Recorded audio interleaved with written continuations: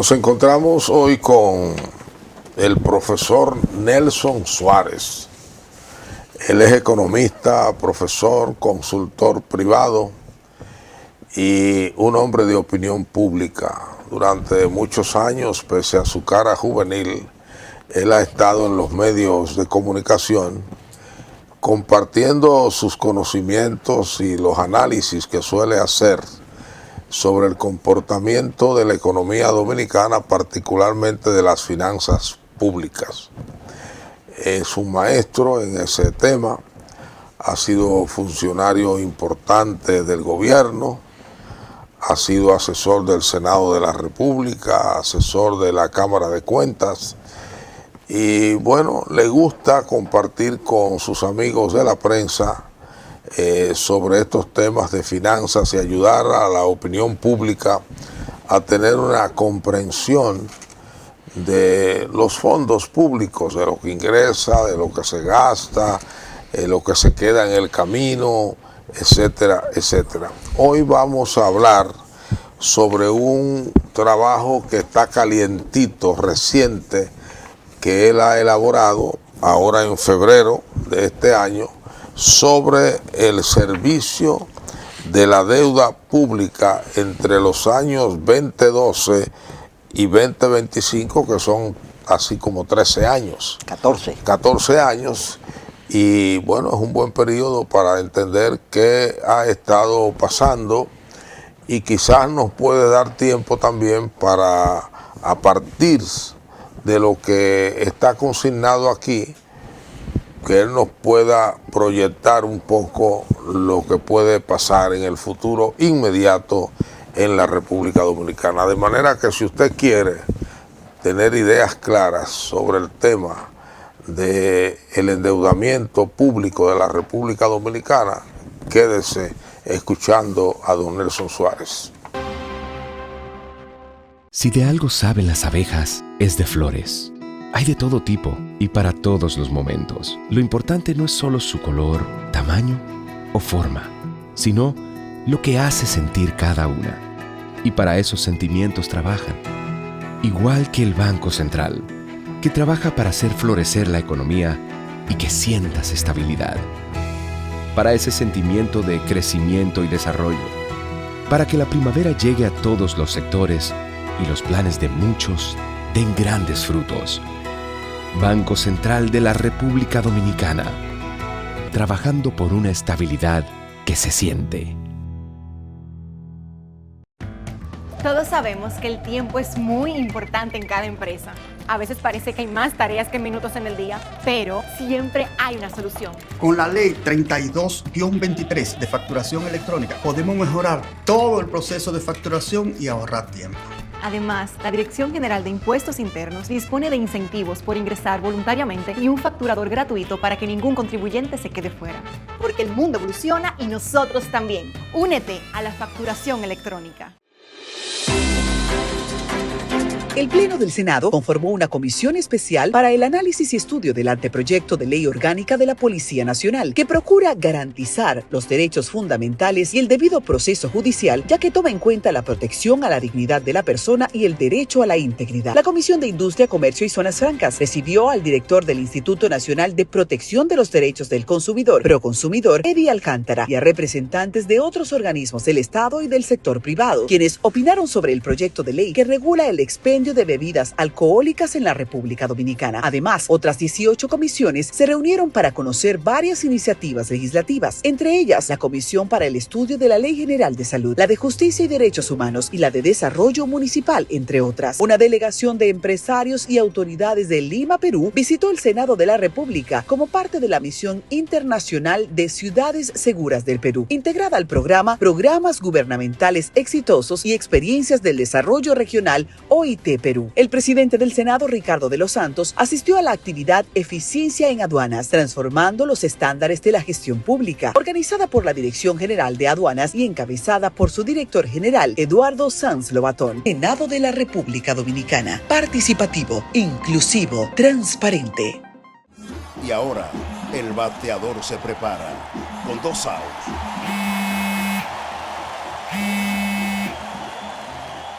Hola. Hola. Ajá.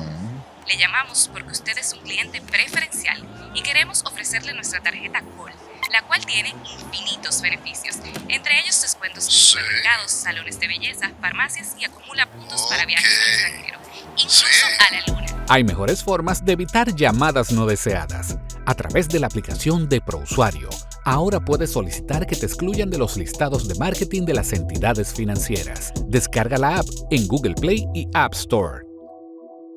Solo tiene que indicarme dónde le enviamos el plástico de su tarjeta. No me digas.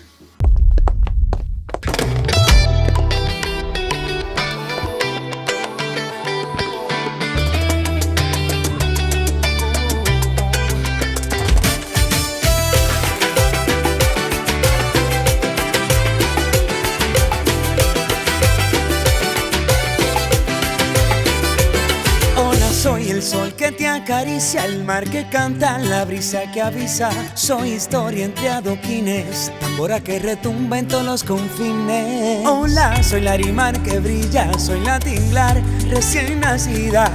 Soy dulce como un mango, aroma de café, bachata y merengue que te eriza la piel. Hola, soy una calle en carnaval, el disfraz que danza en espiral. Soy cultura en cada esquina, de Montecristi a Miches mi alma camina. Hola, ven y siente el corazón, donde el sol te abraza sin condición. El que llega dice hola al segundo. Bienvenido al país reservado para el mundo. Para el mundo. Para el mundo. República Dominicana. Para el mundo. Manicruz. Hola, soy el barro entre las manos de artesanos que crean con los años. Soy tinta, caoba y pincel, cada trazo habla de mi piel. Hola, soy Pedernales y sur profundo, donde la naturaleza revela otro mundo. Soy el coral y su color, un tesoro vivo que cuidamos con amor. Hola, ven y siente el corazón, donde el sol te abraza sin condición. El que llega dice hola al segundo. Bienvenido al país reservado para el mundo. Para el mundo. Para el mundo. República Dominicana. Para el mundo. Para el mundo. Mi gente de Quiqueya. Para el mundo. Mi tierra la más bella. Para el mundo. El merengue y la bachata pone a bailar el mundo. No hay nadie como ella. Para el mundo. Para el mundo. Bienvenido al país reservado para el mundo.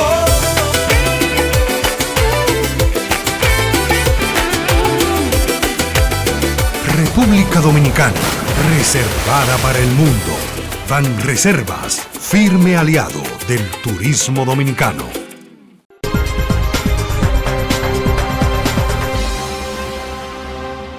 Don Nelson, a pesar de los pesares, usted es un hombre joven. Todavía. Porque usted es un muchacho de 60 años. ¿Y cuántos años ahora? Un poquito más. Ahora hubo graduación en la UAS. ¿Cuántos años tiene usted de graduado? Bueno, yo tengo ya desde el 86, son 40. 14 más 26. 40. 40 años. Oye, eso permite partir un bizcocho con un refresco rojo. Un numerito redondo, 40 años. 40 años. Y parece mentira, ¿verdad? Así es. Esa es la vida. Son muchos los números que usted ha visto en esos 40 años. Sí. Usted es un buen testigo del comportamiento de las finanzas públicas en esos 40 años. Es decir, el gobierno de los 10 añs de Balaguer. Precisamente en ese gobierno entré a la Oficina Nacional de Presupuestos. Exacto, esos 10 años de enero Balaguer. de 1986. Y después vio entonces los gobiernos del PLD. Exactamente. Y ahora vio el gobierno de Hipólito. Exactamente, más el de Abinader. Exactamente. Que son más o menos 3 comportamientos diferentes sobre este tema que usted maneja aquí. Bueno, yo creo que si de algo sabe el dominicano un poco, es de deuda, de cómo endeudarnos y cómo pagar y cómo enredarnos, porque el enredo es una posibilidad. Un alto porcentaje de la sociedad dominicana vive exactamente del endeudamiento, en el endeudamiento. En los barrios nos endeudábamos con Los chupasangre. Los chupasangre. O una señora que prestaba al 15, al 20, al 10 semanal. Los que estaban al pie de la empresa prestando y después esperando el día de pago para que le paguen con una tasa impresionante de interés, ¿no? Todavía hay mecanismos, parece, de ese tipo de endeudamiento. Y ahora se quedan con la tarjeta. Bueno, le voy a decir que hace exactamente 1 hora y media que estuve en un cajero, medio abasteciéndome, y vi un señor con un paquete de tarjetas y yo me arriesgué a preguntarle, ven acá, ¿y qué es eso? Él no me quiso explicar nada, pero me supongo que es un mecanismo de crédito informal. Sí, exactamente. Pero un paquete grande de tarjetas. Es la garantía del préstamo, exactamente. ¿no? Sí, entonces, bueno, ahora vivimos colgados de la tarjeta. Creo que los datos recientes de la Superintendencia de Bancos habla de una alta mora que le conviene a los bancos, ¿no? Precisamente hoy apareció una reseña noticiosa en los principales periódicos y noticieros del mundo, que es un instituto en Estados Unidos que se encarga de analizar la deuda internacional, sitúa creo que en 345 billones la deuda global en estos momentos. Bueno, pero ya nos hemos acostumbrado a vivir así. Antes yo recuerdo que uno veía como muy lejano que se decía, en Estados Unidos basta con que tú tengas un trabajo y te prestan lo que tú quieras. Te dan un carro, te dan esto, te dan una casa. Y uno con envidia porque aquí había que acumular, ahorrar un dinero para poder dar el inicial de una casa o el inicial de un carro, pero ya llegó ese periodo. Yo he hablado con amigos que sorprendido me han dicho, yo fui a la feria de vehículos. Y salí con uno nuevo. Y salí seguido, yo digo, pero ¿cómo es esto? ¿No? Etcétera. Bueno, sabemos, todo eso para decir que sabemos de endeudamiento. Pero lo que vamos a hablar es de endeudamiento público. Mi primera pregunta muy puntual es, ¿por qué se endeudan los gobiernos? Muy simple. La mayoría de los gobiernos que operan en función de la recaudación de impuestos, casi siempre yo no conozco un gobierno en el mundo que no tenga déficit. ¿Qué significa esto? ¿Qué es lo que le pasa al ciudadano común? Es que gastan más que los que le ingresan para cubrir esos gastos. Entonces, a nivel del sector público, prácticamente todos los gobiernos del mundo tienen déficit, en mayor o menor proporción. En el caso de la República Dominicana, ese déficit se ha convertido, como dicen los economistas, en un déficit estructural de 3% del PIB todos los años, desde el 2008. Y eso se va acumulando. Eso se va acumulando. Entonces, ¿qué pasa? Lógicamente, como dicen que no hay ni cena ni desayuno gratis, cada déficit de eso hay que financiarlo de alguna forma. El gobierno tiene 3 formas de financiar los déficits. Pone nuevos impuestos, enajena activos o se endeuda. Entonces la ruta más fácil... enajenar activos es venderlos. Vender activos. Tiene tierra, empresa, industria. Entonces, ¿cuál es la forma más práctica en estos momentos de hacerlo? A través del endeudamiento. Porque de hecho hay un gran flujo de recursos y capital a nivel mundial y a nivel interno de las economías para financiar esos déficits. Don Nelson, cuando éramos más jóvenes los dos, los gobiernos solían tomar prestado fundamentalmente al Banco Interamericano de Desarrollo, al Banco Mundial o al Fondo Monetario. O al Fondo Monetario cuando la situación era apretadísima. Esos son organismos bilaterales. ¿Y por qué ahora, en vez de ir a esos organismos, se va todavía, pero en menor medida, se prefieren los bonos comerciales nacionales e internacionales? Eso tiene múltiples explicaciones.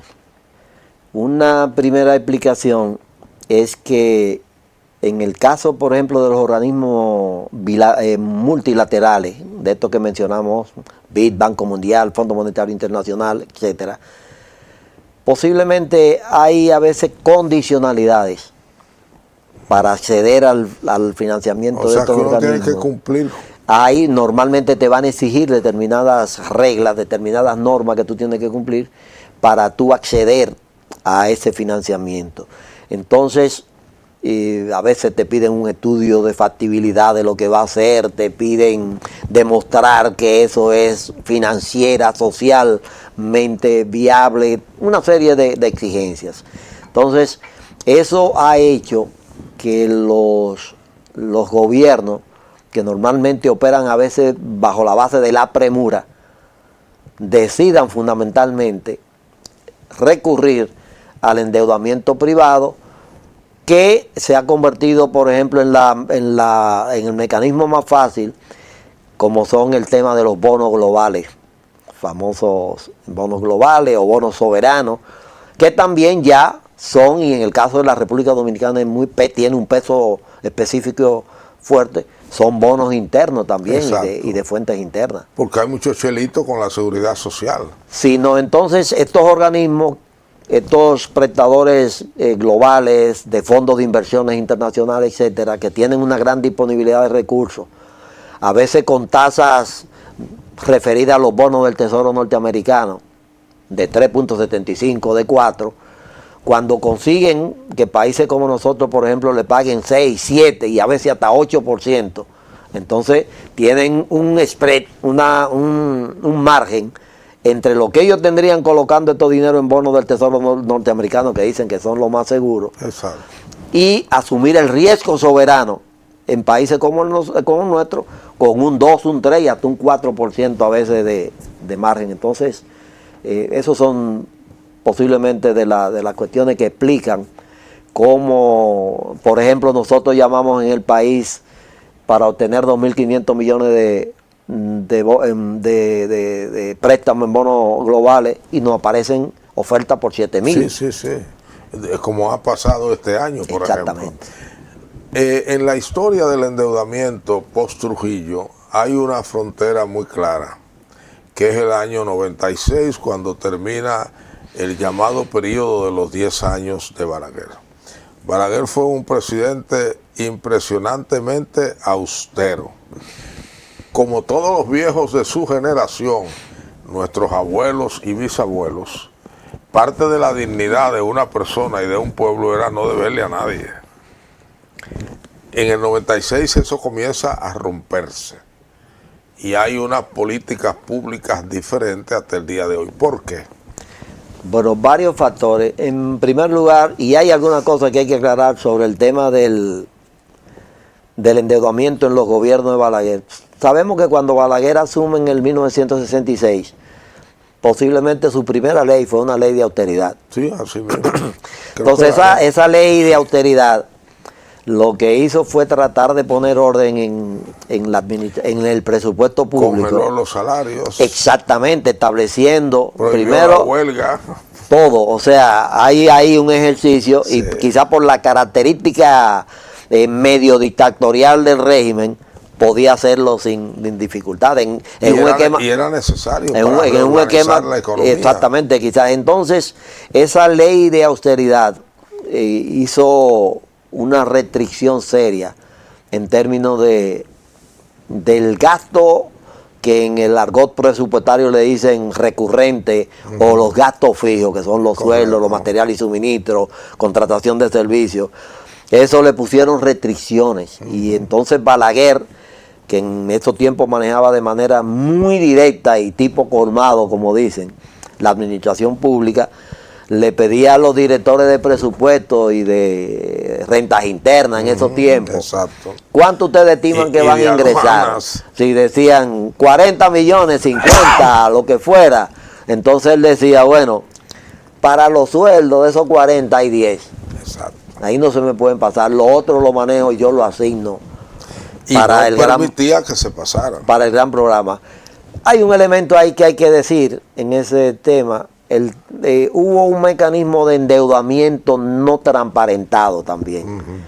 A ver, explíquenos eso. Lo que conocemos luego, la cuenta desde la oficina de presupuesto, y eso es una forma que le han llamado deuda administrativa. O sea, durante muchos años en el país se mantuvo una deuda administrativa que era una deuda con proveedores y comerciantes del Estado, a lo cual tú le comprabas 10 y le pagabas 5 y le dejabas 5 ahí en deuda y se iba acumulando. Ponía al suplidor a financiar al gobierno. Al Estado. Sí, entonces eso de hecho creó la cultura de que al Estado se le vende 3 veces el precio que se le vendía a cualquiera, porque el proveedor dice, bueno, yo voy a vender, pero a mí no me van a pagar de una vez, o van a durar 6 meses para pagarme, y además voy a tener que sobornar a algún corrupto para que me paguen la parte. Entonces, aquí se fue acumulando durante mucho tiempo, y de hecho en los tiempos de Balaguer esa cosa me tocó verla, porque uno no la veía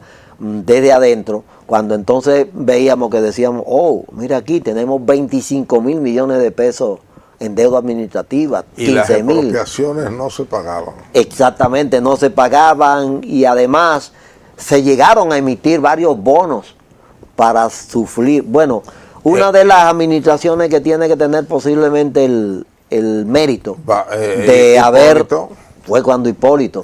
Hipólito de hecho hizo un programa de acuerdo con muchos comerciantes y proveedores. No podía emitir bonos. Y emitieron unos bonos del gobierno de tesorería, en el cual le vendieron y mucha gente le compró esos bonos al gobierno para pagar deuda administrativa. Correcto. Y entonces se limpió mucho en ese periodo. Porque esa fue una condición de los organismos, no, de los bancos de desarrollo que venden bonos. Sí, usted sabe que venimos de la crisis de los 90, de la década perdida, donde el país tuvo que irse al Club de París. Correcto. A una de sus renegociaciones de deuda más como más emblemática, que fue esta negociación con el Club de París a raíz de la crisis de la deuda de 1990. Sí.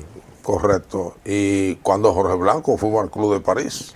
Bueno, Jorge Blanco, tuvimos el acuerdo aquí, el famoso stand-by con el Fondo Monetario, que le costó al país 100 y pico de muertos y una situación social muy penosa. Muy difícil. Bueno, vamos a ir a un segmento comercial para que usted después nos explique y por qué cambió la política de endeudamiento a partir del año 1996.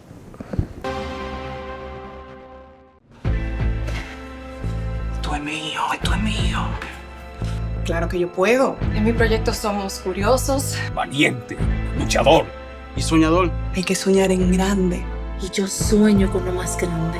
Si hablamos de honestidad, vayan y pregunten. Porque yo soy honesta de verdad. Nunca dejo de pensar en lo demás. Así soy yo. Así soy. Porque yo soy de aquí. De aquí. Y por eso, yo soy invencible. Cuando los dominicanos creemos en nosotros mismos, somos invencibles. Lo sabemos porque somos Banreservas, el banco de todos los dominicanos. El Pleno del Senado conformó una comisión especial para el análisis y estudio del anteproyecto de ley orgánica de la Policía Nacional, que procura garantizar los derechos fundamentales y el debido proceso judicial, ya que toma en cuenta la protección a la dignidad de la persona y el derecho a la integridad. La Comisión de Industria, Comercio y Zonas Francas recibió al director del Instituto Nacional de Protección de los Derechos del Consumidor, Proconsumidor, Eddie Alcántara, y a representantes de otros organismos del Estado y del sector privado, quienes opinaron sobre el proyecto de ley que regula el expendio de bebidas alcohólicas en la República Dominicana. Además, otras 18 comisiones se reunieron para conocer varias iniciativas legislativas, entre ellas la Comisión para el Estudio de la Ley General de Salud, la de Justicia y Derechos Humanos y la de Desarrollo Municipal, entre otras. Una delegación de empresarios y autoridades de Lima, Perú, visitó el Senado de la República como parte de la Misión Internacional de Ciudades Seguras del Perú, integrada al programa Programas Gubernamentales Exitosos y Experiencias del Desarrollo Regional OIT Perú. El presidente del Senado, Ricardo de los Santos, asistió a la actividad Eficiencia en Aduanas, transformando los estándares de la gestión pública, organizada por la Dirección General de Aduanas y encabezada por su director general, Eduardo Sanz Lobatón. Senado de la República Dominicana. Participativo, inclusivo, transparente.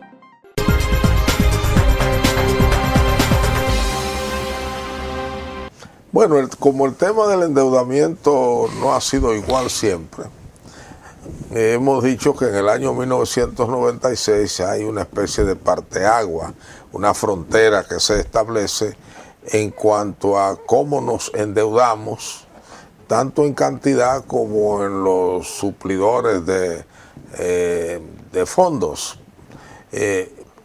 Y la gente se preguntará, bueno, pero ¿por qué no seguimos el patrón de Balaguer?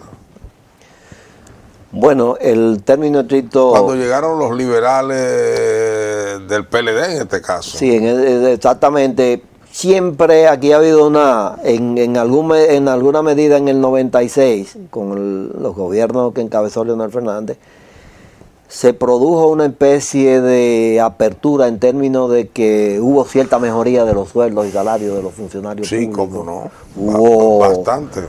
Significativamente. Eso obviamente impacta sobre el tema del déficit fiscal, empieza a crear necesidades. Igual pasó... La deuda era bajita en el 96. Claro, igual pasó con prácticamente imperceptible. Aquí la deuda que teníamos eran deuda...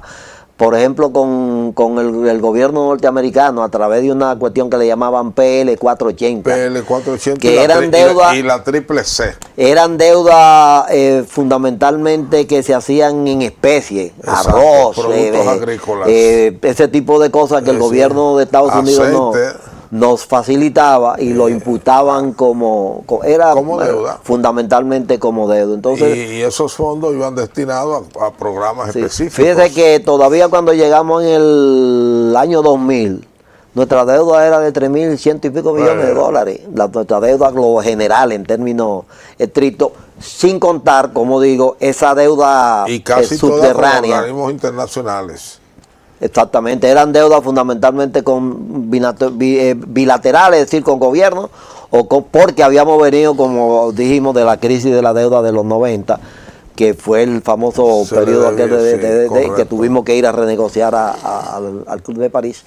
Entonces, esa apertura del gobierno pasó, por ejemplo, en el 78 con el gobierno de Guzmán, que pasamos de sueldo de 60 pesos a 125 mínimo en el gobierno. Eso impacta sobre el déficit del presupuesto y entonces hay que buscar alguna forma de financiarlo. O pongo un impuesto, o vendo activos, o me endeudo. Y la vía más fácil, se fue creando ese mecanismo de la facilidad de ese doble mecanismo de endeudamiento, porque había más flujo de capital.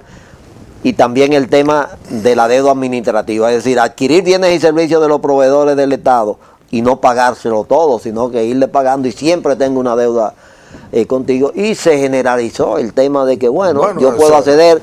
Y entonces... Es el patrón de los que prestan en los barrios, en los colmados. Sí, muéveme la cuenta. Si tenemos un esquema, es decir, págame, aunque tú inmediatamente te abro el crédito. Entonces, en el 2001 tenemos nuestra primera experiencia con emisión de los primeros 500 millones de dólares en bonos soberanos, que fue de hecho en un momento complicado después de los atentados aquellos donde se esperaba, y el país tuvo una oferta y conseguimos con mucha facilidad y más o menos a tasas buenas 500 millones de dólares, que de ahí se abrió todo este mercado de bonos globales. Y que hay que decir que el padre de esos bonos fue Andy Dawarre. Bueno, fueron quienes... que además fue quien lo consignó en el programa económico de Danilo Medina. Estaban consignados los bonos como una nueva fuente de financiamiento. Y después pues traspasó la idea al ganador, que fue Hipólito Mejía, con la ventaja de que no habían las condicionalidades del Fondo Monetario Internacional. O sea, la única condición que puede poner los bonistas internacionales es tener información clara de los niveles de estabilidad social, política y económica y de la perspectiva de retorno de su inversión. Aún no pongan un margen sobre el bono del Tesoro norteamericano, que es el riesgo mínimo que ellos plantean. A partir de ahí creo que todos los años hemos emitido bonos. Sí, prácticamente. Tenemos... Ahora hace un momento... ¿Y a cuánto hemos llegado? ¿Cuánto es la cartera hemos emitido cerca de 40.000 millones de bonos, sobre todo de bonos globales. Sí. Pero además hemos emitido casi 500.000 millones de pesos de bonos internos. ¿Y cuánto debemos en bonos? ¿Usted lo recuerda? Bueno, prácticamente podría ser que más de la mitad de nuestra deuda, sobre todo la externa, está en bonos globales y una proporción importante también está en bonos de tenedores domésticos. Así es. Sí, ¿no? Ya los bonos cuya son fuente primaria parece ser la seguridad social. en gran medida de los internos. De los internos, me refiero. Sí, y la banca internacional que participa de manera, de hecho, es un buen negocio. Pero la banca internacional es con los bonos internacionales. Con los bonos globales. La banca no, sino los fondos, sobre todo fondos de inversión. Ya nosotros no tenemos, las operaciones que tenemos con la banca comercial privada es muy limitada. Bueno, porque poco a poco los fondos de inversión han ido ocupando ese espacio, ¿no? Y aquí además tenemos ya muchos fondos de inversión criollos. Sí, no. Y creo que los dominicanos estamos aprendiendo a poner dinero ahí. Ahora, en esa nueva política que obedece también a una ideología o a una manera diferente de ver la economía y de usar la capacidad de endeudamiento del Estado, porque siempre se dice que todos tenemos capacidad de endeudamiento, que es una manera de usar la fuerza de nuestros ingresos con visión de futuro. ¿A qué cantidad, qué monto ha llegado? Porque eso es uno de los temas básicos de su trabajo, cómo ha ido creciendo y a cuánto hemos llegado en este momento. En términos absolutos, en términos del stock de deuda al PIB. Bueno, el stock de deuda, en lo que se refiere a ese trabajo, que se circunscribe fundamentalmente al sector público no financiero. Exacto. Sí, no incluye el Banco Central ni el área financiero. Estamos hablando de 61.500, 61.600 millones de dólares.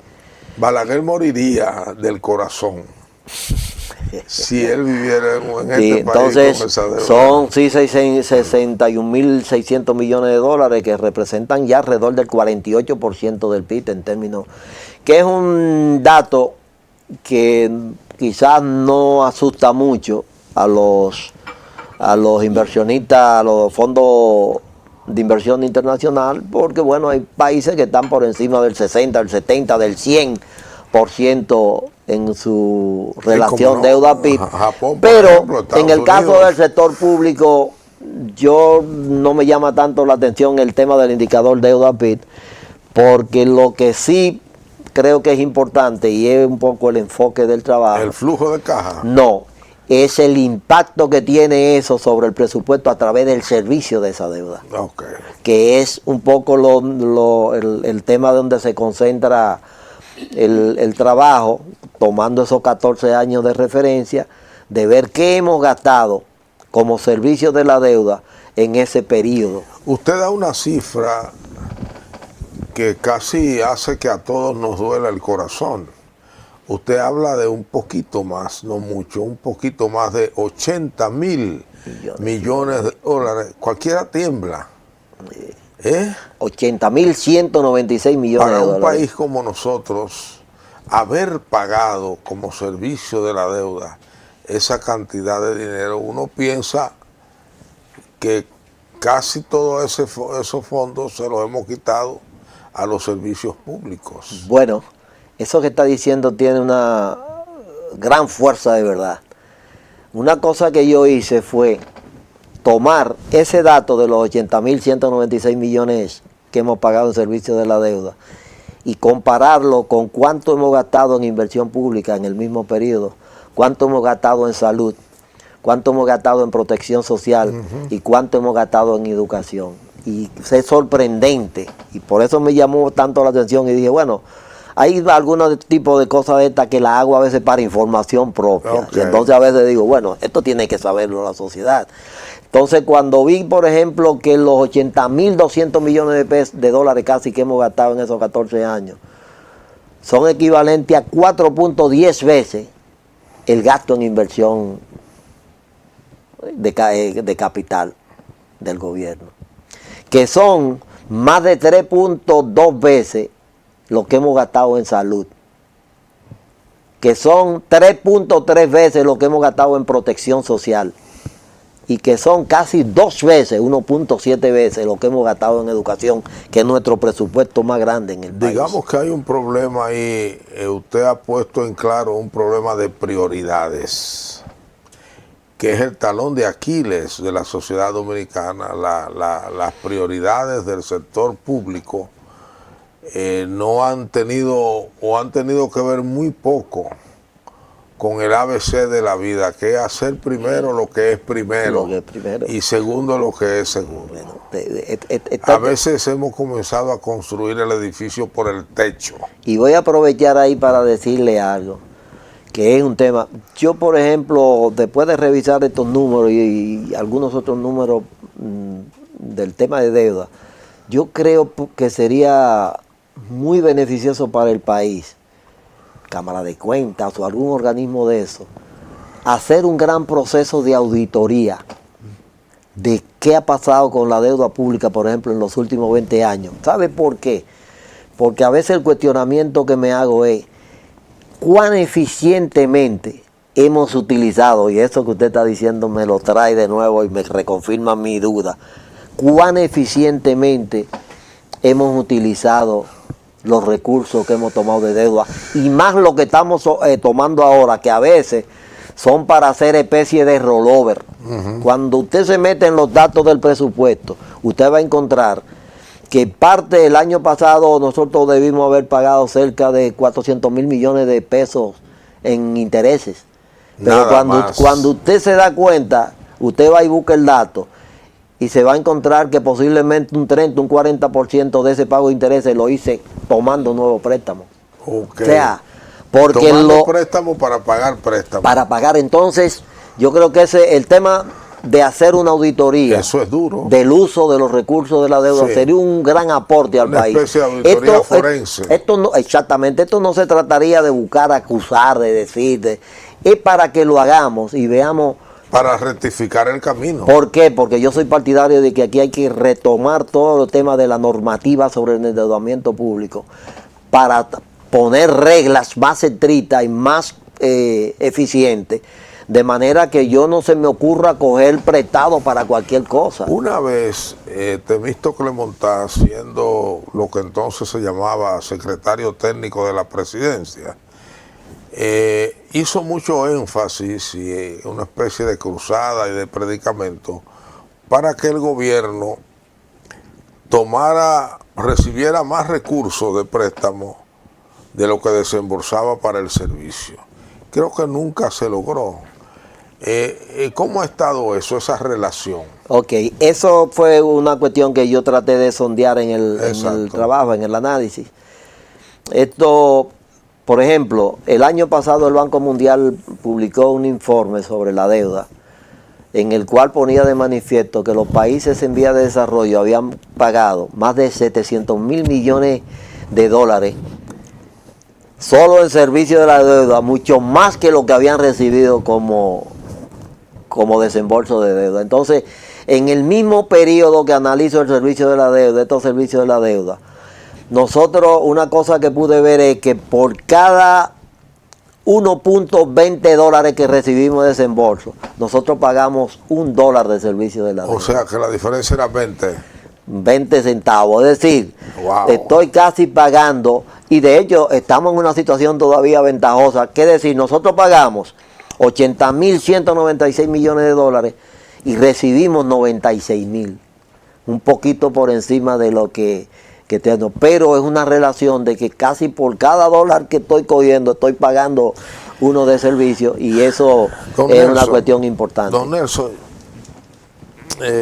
uno lee la prensa, que es, como dijo alguien, es el registro diario de la historia de la cotidianidad, y está lo básico para uno comprender una nación, y nunca que yo recuerde he visto a través de los medios de prensa preocupación alguna de nuestros jefes de Estado para terminar con esta política de endeudamiento.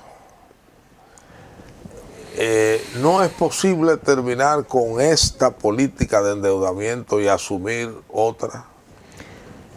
Hay varios elementos que están subyacentes en esta pregunta y que son lo que yo creo de los temas que hay que ponerle atención. Primero, la pregunta es, bueno, ¿por qué el endeudamiento? Ya dijimos al principio, sí, porque estamos generando unos déficits. Correcto. Es decir, el gobierno está gastando más de lo que recibimos. Más de lo que recibe para financiar sus operaciones, sus gastos, para financiar los bienes y servicios públicos que provee. Eso es el principal factor. Pero ¿qué pasa? Cuando nosotros vemos y creo que es una cuestión que a nivel de fíjese que aquí la ley 606 de crédito, manda la conformación de un consejo de deuda. Normalmente una burocracia que no funciona con el enfoque técnico que debía funcionar. Es decir, que está pensando y diciéndole a los gobiernos y planteándole esto. No, mentira. Eso no funciona con tanta efectividad. Hacer una cosa. Entonces, lo que estoy viendo es que romper ese esquema de ese tipo de política, como usted dice, sí es posible. Ahora eso implica decisiones que también en términos políticos y en términos económicos son fuertes. Sí, yo no puedo seguir esta ruta durante mucho tiempo más. De hecho, las proyecciones que yo veo que hacen normalmente crédito público de servicio de la deuda están muy por debajo de la realidad. Ya. Para el año pasado, 2025, las proyecciones que se hicieron fueron 6.000 y pico millones de dólares. Terminamos en 9.300 millones de dólares. Entonces, sí es urgente tomar medidas serias para hacer un stop en el flujo y redefinir inclusive, fortalecer las normas de control del endeudamiento público para que no sea tan fácil. Entonces, ¿qué significa? Hay cuestiones implícitas. Por ejemplo, usted sabe que el 55 o 60% del déficit fiscal del sector público no financiero está explicado por dos situaciones. A ver. Sector eléctrico, déficit del sector eléctrico, déficit del Banco Central. Ambos, cuando usted los suma juntos, y le doy un dato, entre 2000 y 2025, cuando usted suma el déficit fiscal acumulado por el gobierno, esos son 48.000 millones de dólares. Ahora yo siempre... Y cuando usted suma la transferencia que ha tenido que hacer el gobierno para cubrir el déficit del sector eléctrico y del Banco Central, esos son 26.000 millones de dólares. O sea, son más de la mitad del déficit. Si yo no resuelvo esos dos problemas, de alguna forma, o lo voy en el tiempo haciendo que sea menor, no mayor como es la tendencia, entonces no tengo posibilidad de parar el déficit y de parar el endeudamiento. Yo siempre he creído algo que ustedes los economistas rechazan, y es que en el caso del endeudamiento del Banco Central es un tema de papeles, de pasar esos papeles de un escritorio a otro en términos simbólicos, y por ahí se vaya disminuyendo. Ya tuvimos el ejemplo y alargar en el tiempo del Instituto Dominicano de Seguros Sociales. Había unas célebres reservas técnicas en dinero. Los fondos de Merán, le decía yo. Nunca aparecieron. Y eso no tuvo repercusión ninguna en la economía. Esos son los fondos de Merán, unos fondos que teníamos en presupuesto. Igual lo que llamábamos dinero inorgánico o el crédito interno del Banco Central. Nunca tuvo peso hasta que en el 78 a alguien se le ocurrió hablar del dinero inorgánico, y a partir de ahí hubo más una reacción psicológica con efectos sobre el aparato económico que es real, porque antes había habido, quizá no en la gran cantidad que hubo a partir del 78. Ya conocemos la tesis todos del licenciado Majoluta sobre el particular. Pero bueno, algo habrá que hacer, y yo pienso que más que en algunos casos, más que pretender pagar, lo que podríamos hacer es como una ingeniería. Y para eso nada más tenemos que buscar a Luis Álvarez Renta. Es una ingeniería financiera que borre de un plumazo. Hacer un banco transparente y otro banco oculto. Bueno, no así, no me refería a eso, sino buscarle una fórmula válida que no haya que pagarlo y que no tenga efecto la medida que se tome sobre la economía. Vamos a un paréntesis para que usted ahonde en qué podemos hacer, cuáles son los escenarios posibles para que la República Dominicana pueda reenfocar el tema del endeudamiento de tal manera que la economía salga del riesgo que podría estar corriendo con un presupuesto que tiene que dedicar una parte tan importante a pagar deudas. Y ahora, el bateador se prepara con 2 outs.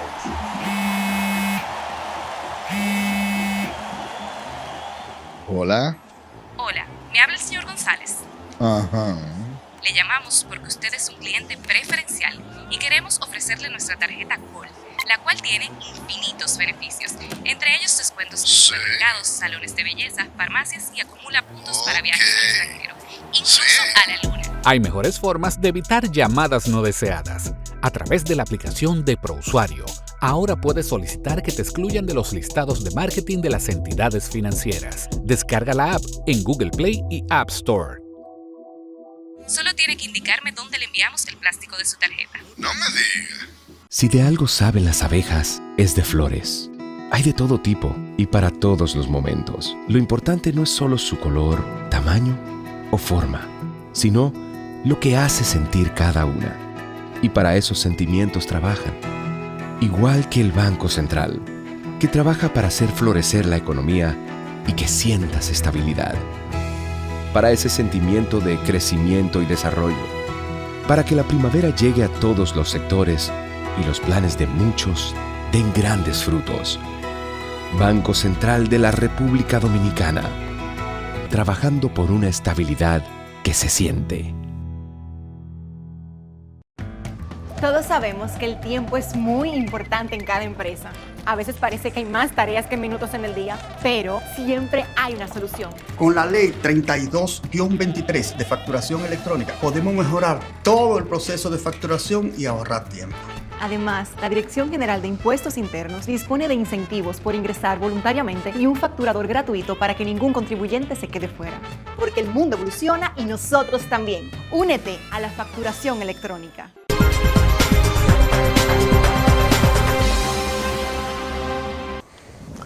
Yo creo, licenciado Nelson Suárez, que el país está obligado, por H o por R, como se dice, a disminuir la carga del servicio de la deuda. Sobre el presupuesto. De eso se ha hablado mucho cuando se habla de reforma fiscal. ¿Cuáles son los escenarios posibles de qué hacer que ustedes los economistas con sus instrumentos tienen para recomendar A, B, C y D? Y a lo mejor saliéndonos del librito podemos encontrar el camino. Bueno, yo creo una cuestión que no hay para dónde coger es control del déficit.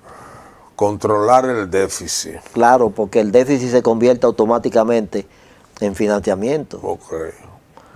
A no ser que el gobierno de nuevo tome una decisión de enajenar activos del gobierno, propiedades, etcétera, para cubrir ese déficit. Y quedan muchos. Ahora eso puede hacerse bajo circunstancias específicas y durante un tiempo.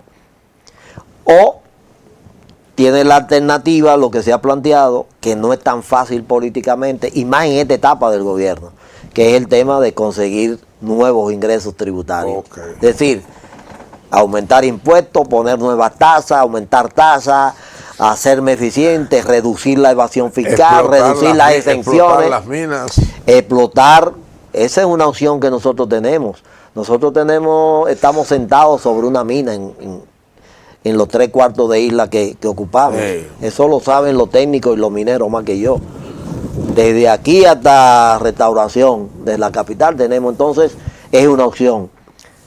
Pero fundamentalmente lo principal es el déficit del gobierno.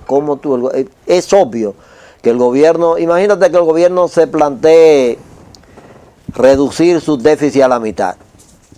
Sí, 3.5 creo que fue, 3.4 fue el último que cerraron en el 2000, son 1.8.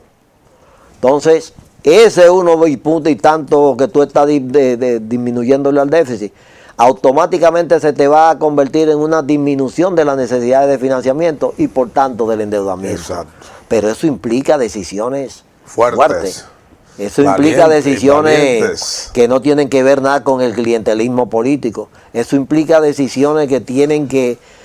y entonces... Porque cada sector económico quiere que sea el otro. El que pague el costo. Entonces el que tiene más fuerza de negociación, al final va a terminar imponiendo su criterio. Esto. Entonces, sí, el tema, por ejemplo, de estos dos déficits fundamentales que he planteado, déficit del sector eléctrico, déficit cuasi fiscal, el cual el gobierno tiene cada año que acudir para dar 2.000 y pico de millones de dólares para cubrirlo. El sector eléctrico es una gran frustración porque la reforma que se hizo era precisamente para evitar para eso, que dejara de pesar sobre el presupuesto. Y ahora sucede que los déficits los tenemos en términos mayores. Entonces, lo peor de todo es que si yo hubiese hemos invertido en la financiación del déficit eléctrico entre 2000 y 2025, 18.000 millones de dólares hemos invertido. Ahora el tema a mí no me preocupa. ¿Entre cuáles años? Entre el 2000 y el 2025 hasta noviembre,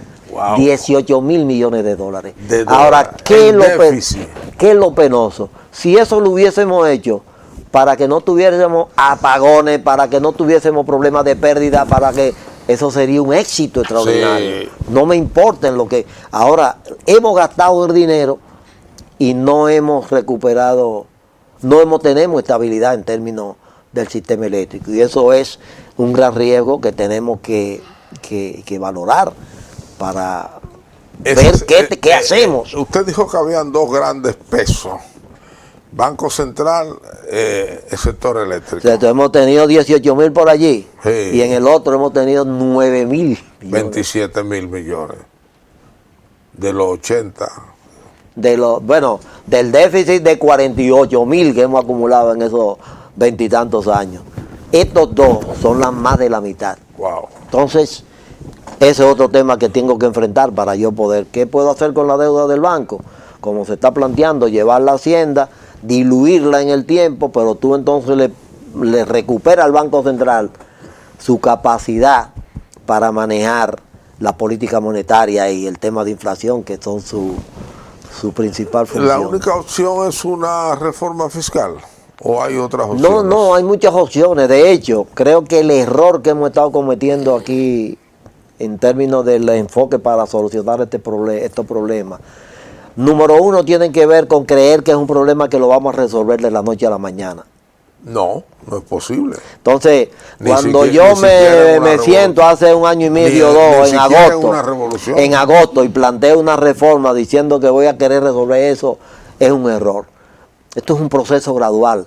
Ahora, yo lo que sí creo que los sectores importantes del país, políticos, sociales, económicos, tienen que ponerse de acuerdo en diseñar una estrategia que es a mediano y largo plazo. No es una cuestión que tú lo vas a hacer ni en 1 ni en 2 años, es un proceso de 4 o 5 años, pero tú tienes que tener medidas puntuales a cada nivel. Nada ha sido más difícil, por ejemplo, cuando se habla de reforma fiscal, que plantear el tema del desmonte gradual de los incentivos, que hoy se llama, ¿cómo? Tiene un nombre. Exenciones. Exenciones se llaman. Y exoneraciones.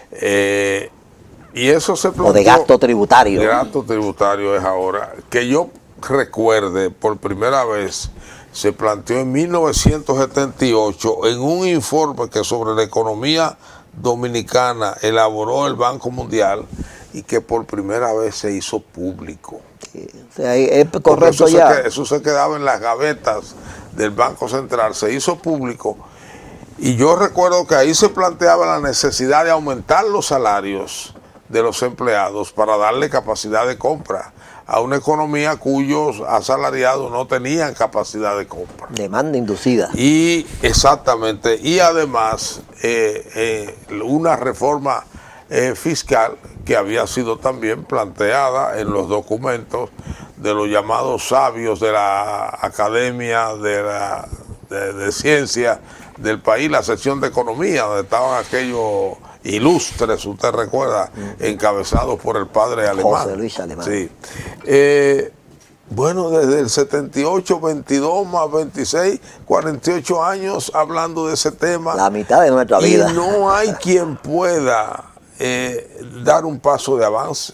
Sí, yo creo que estamos en un punto. La sociedad dominicana y el contexto internacional que nos toca en estos primeros 25 años del siglo XXI, nos está diciendo con este esquema de realineamiento en términos de la superpotencia, de la lucha hegemónica a nivel mundial, de la era Trump, es lo que nos está diciendo, nos está llamando, señores, vamos a sentarnos, vamos a ver el hecho de que la economía dominicana está dando señales ya de un agotamiento de su modelo tradicional. Y se está acentuando la existencia de dos naciones.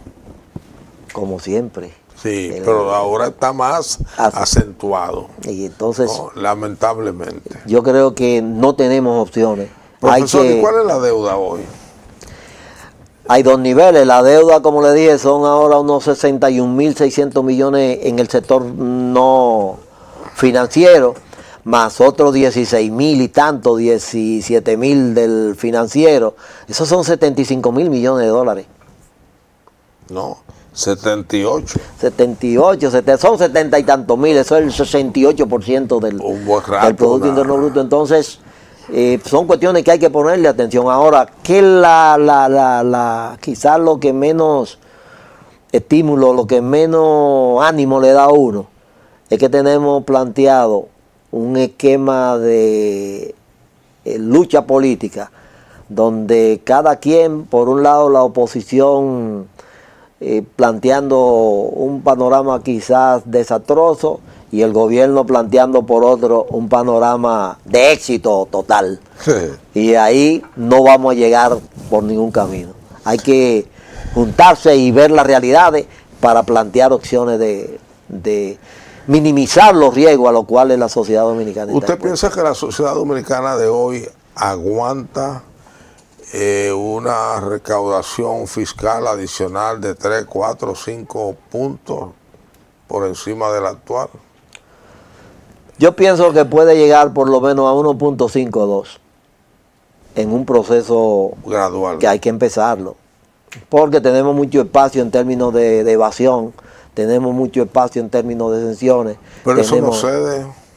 Aquí se toma porque la administración está muy permeada por decisiones políticas. Entonces el riesgo del incumplimiento tributario en el país es muy bajo. Los políticos no se dan cuenta que eso les convendría a ellos. Sí, lo que pasa es que el enfoque político limitado hace que yo desde la oposición ahora me oponga a cualquier reforma, pero que cuando tengo opciones de subir, y si subo, entonces yo me voy a encontrar con el problema. Entonces yo desde adentro, que es un discurso que a mí me preocupa mucho, que los políticos y aquí cuando están en la oposición dicen una cosa y cuando están adentro dicen otra. Entonces no hay una coherencia. Entonces después subo y me doy cuenta que tengo problemas, entonces yo empiezo a justificar y el que se bajó, que decía que no era posible, entonces vuelve y dice, en esa dinámica sí no vamos a llegar a ningún punto. Profesor, yo le exhorto a que tome eso que usted ha hecho, este paper, como un bosquejo y ojalá nos pueda escribir a los dominicanos, publicarlo como libro, una especie de historia del endeudamiento externo desde el año 66. Sí, puede ser 66 o puede ser, aunque fueron años muy convulsos, puede ser desde el 62 para acá o desde el 66, que sería una gran contribución al estudio de este tema que tanto pesa ya y que parece que va a pesar mucho durante un buen tiempo sobre la economía dominicana. Le agradezco que usted tenga el hobby de entretenerse con las estadísticas, porque el pueblo dominicano se ha beneficiado de muy buenos estudios que usted ha hecho sobre el particular, distintos temas de la economía, y además que nos haya abierto los ojos. Un día usted verá el fruto de su trabajo. De manera que gratitud al licenciado, economista, consultor, profesor universitario, don Nelson Suárez. Gracias a usted. A ustedes gracias por igual. Nos vemos en el próximo programa.